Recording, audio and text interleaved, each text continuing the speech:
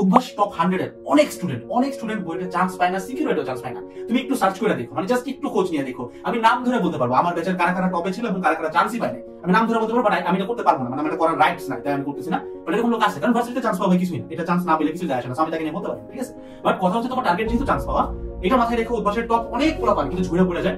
BUET security কোথাও chance পায় না, কারণ উদ্ভাস উইকলি আর বুয়েট এক্সাম পুরোপুরি এক জিনিস না, same goes for security.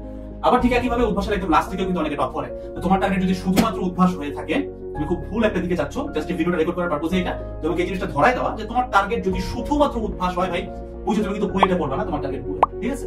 So তোমার টার্গেট থাকবে যে ভাই আমি এই জিনিসটা একটু জেনে রাখবো, মুখস্থ থাকবে এই জিনিসটা, আমার টার্গেট বুয়েটে টপ করা, আমার টার্গেট বুয়েটে চান্স পাওয়া। এইটার কাপলিং ইফেক্ট, এটা একটা কম্পাউন্ড ইফেক্ট হিসেবে আমি হয়তো উদ্ভাসে ভালো করছি, but I literally give zero shit to this. আমার উদ্ভাসে খারাপ করলেও সমস্যা নেই, আমার মেইন টার্গেট ইঞ্জিনিয়ারিং।